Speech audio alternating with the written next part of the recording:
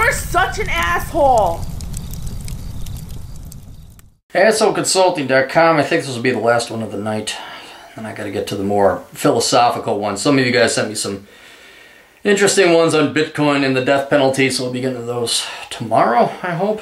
Hello, Aaron. I'm a 24-year-old business owner of a produce, wholesale, and food service company with one other partner who's a childhood friend of mine. We originally started with about $20,000 pooled together in savings between 3 people. We did not have much money at the same time since we've been in school. I finished a 2-year program in electrical trade and worked as a low voltage and security technician for a little while. The pay was not that great. I ended up disliking how repetitive the job was. Watch my videos, All Jobs Suck, there's about 3 of them, and then my other video, Don't Try Until You're 35.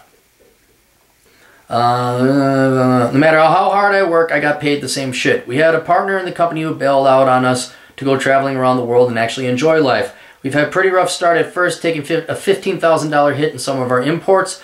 I run my business full-time, 6 days a week, and also work part-time food delivery jobs 2 nights per week. I'm doing fairly well, not that the business is picking up. I recently made a deal with a prominent restaurant group in my city. I'm determined to commit and grow this business. However, I've given up my social and personal financial position completely.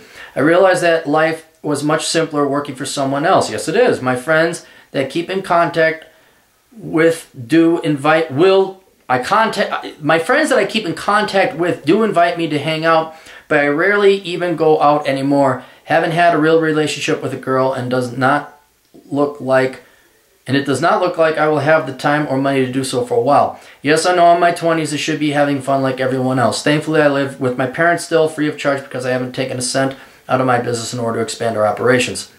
My parents don't mind, and also since it is common for Asians to live at home with their parents until they are 30. Do you think it is worth the risk to start a business and give your youth away to work my ass off? And also, I feel like a loser living at home. Well, you are a loser living at home. Let's just be honest about that.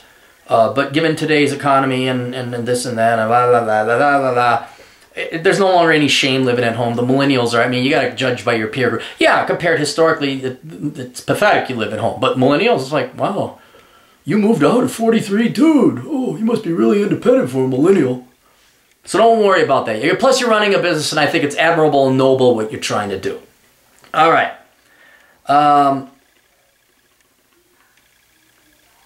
Before I go on with the finances, let's talk about the life in your 20s. You're missing nothing, dude. You're missing nothing, all right? Here's what I recommend you do. Go to a nightclub. Uber there. Go get drunk and hit on some girls, okay? Go online, do Tinder for an evening, you know, swipe right or left, whatever it is you do. Like for a week, if you can do it, or for 7 days spread across 7 weeks, go be a 20-something. Go to a house party, get drunk, go home, suffer a hangover the next day. Go to a nightclub, yell at girls very loudly over loud music. Play hacky sack. And then when you find out it's really fucking boring and you're wasting your time and none of those girls call you back or they stand you up, whatever, that's what your 20s is. That is what your 20s is. And there's every person who's older than you right now saying, if I had not pissed away my 20s on stupid shit like that. Now, whether your business is a stupid idea or profitable or not, that's yet to be determined. But you are not wasting your time.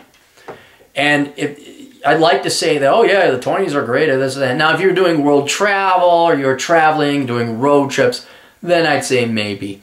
But you're not missing out on your 20s. I get a kick, oh, I want the college experience. The college experience is going to a party, getting drunk on cheap beer underage, and having a hangover the next day. And say, well, that was stupid. And then like you're forking over a ton of money for boring classes. That's the college experience. You don't need to go to college to get the college experience. Matter of fact, you can do better than the college experience. You can one-up the college experience by working and not going to college, making money, and not have a shit ton of debt when you graduate from college while going to 20-something parties. It doesn't matter if the party's on campus or off campus, it's still a 20-something party. You can hear painfully stupid conversations about politics. You know, man, I just think, and you know, like I feel, and you know, I just feel and think, and no one fucking knows. No one ever does any research. You know, if we just spend more money on the part of these painfully stupid, idiotic, 8th grade level political debates that are going to be at these. Just go ahead, yeah, okay, go. And then once you do that, you say, well, I must have had a bad experience or bad luck. No, that is your 20s.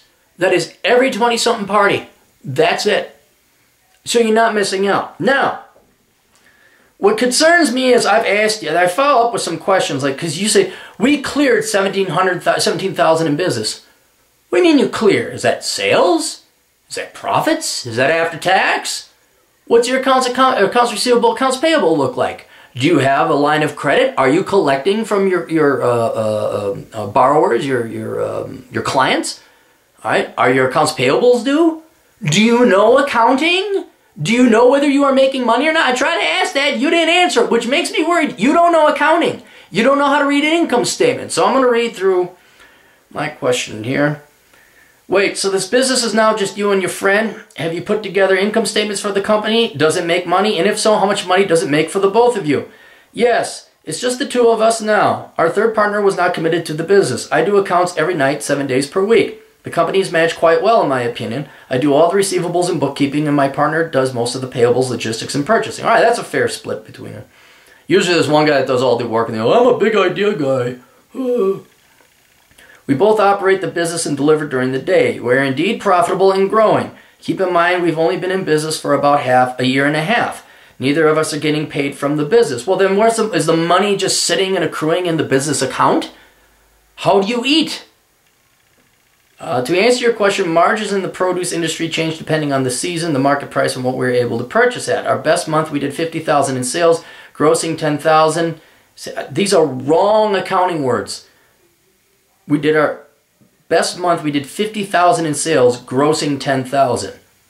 No, you grossed $50,000. That's your gross sales. Then you take out cost of goods sold, then you have a gross margin. You mean gross margin? And then you take out SGA expenses and you have a net profit. Is $7,000 your profit for 1 month? That's good. That's good. If that's what it is. At the moment, we're currently grossing $6,000 to $7,000 monthly. We have been hit with a lot of expenses to expand the operation. We just bought a new 3-ton truck and also having boxes designed and made to package produce in our own brand. All right, this sounds like it's got some legs. It sounds like, here's what I would recommend you do, just for your, here's my concern. I don't want you, like every other fucking piece of shit business client I had in banking, run an unprofitable business because you don't know how to do accounting and you can't tell if you're making money or not. And that's been about 90% of the clients I had in my banking. 15 years in banking, rarely did I actually have a profitable client. It was all dreamers. It was all dipshits. Running restaurants or bars or, little knick-knack stores or salons. It's just the dumbest, low-rentest, trashiest of white trash businesses you could ever imagine.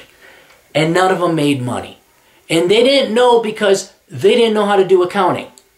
So what I'm going to ask you to do, please, you may have good accounting controls, confirm it for both your sake and my own, all right? I'm going to recommend you go to elkincpa.com. Yes, I'm plugging him because he's a friend, but I also trust him. He's a good CPA.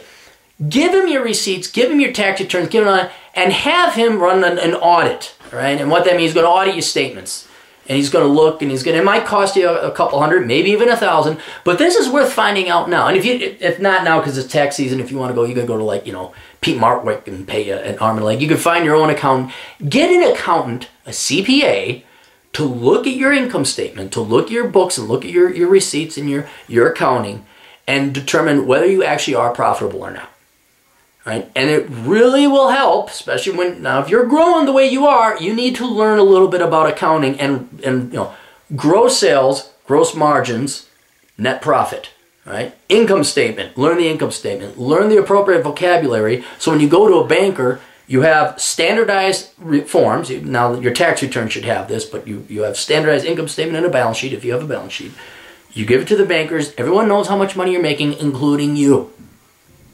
And if all of a sudden you are making good money, and if you made $7,000 in 1 month, and that's a high month, but let's say you're making around, 3 to 4, that's not bad. That's enough for 2 young entrepreneurs to live on, and you don't have to answer to nobody. And you're not going to be rich by any stretch of the imagination, but you don't answer to anybody. Then I'd say, yeah, that's a very good, viable business concern. But you're not missing out on your 20s. You're not. What I would do is, take a Sabbath. All right, I know you got to work 7 days a week. Just work a little bit more on those 6 days. Take a day off. go to a club, go to a night, and then when you find out it's boring and stupid, you're like, okay, that was dumb. I don't need to do that again. And then you'll find out that it's much more intellectually engaging and interesting, and not to mention rewarding, and hopefully financially rewarding, running your business. And then if you guys do this right, all of a sudden you're in your 30s, you're sitting on a couple million, and then that's when the wheat starts to separate from the chaff. It's really, that's when it's like the party people start to get a little fat and bald, and the booze and the drugs catch up with them, and then they get divorced, only after having kids, of course. That's what you're really aiming for long term, is your 30s and beyond. You're not aiming for your 20s. 20s, there's way too much parental money, way too much scholarship and government money. Everybody's faking like they got it. No, you're not here to compete. You're here to run a damn good business. It's the words that you're using, the numbers you're throwing out to me that I have to translate, and the fact you're buying a 3-ton truck and you're getting boxes packaged with your own brand, these are not dumb moves. They don't sound like dumb moves. They sound like you have a real business concern going on here, and that's good. But let's just make sure before you invest any of your time and your friends' time, not to mention money, especially youth, on this if it's not making the money. If it's not, and keep in mind it could be profitable, but if you're only making $500 a month, go work. Go work, go have fun, go do something else, go start another business. But it's worth dropping a couple hundred, even $1,000 to have a CPA audit the past, 16, 18 months of your financial statements. I recommend ElkinsCPA.com, Chad Elkins, but it's busy season for him, so he may not be able to handle you right now. So if you know a local accountant, not your buddy Frank, who went to school for 2 years in business and he dropped out because he drank too much beer at the frat house. Get a fucking CPA and have them audit your financial statements and get a real good bearing as to where you're going. And then show them this video too. Say, like, this is what I want.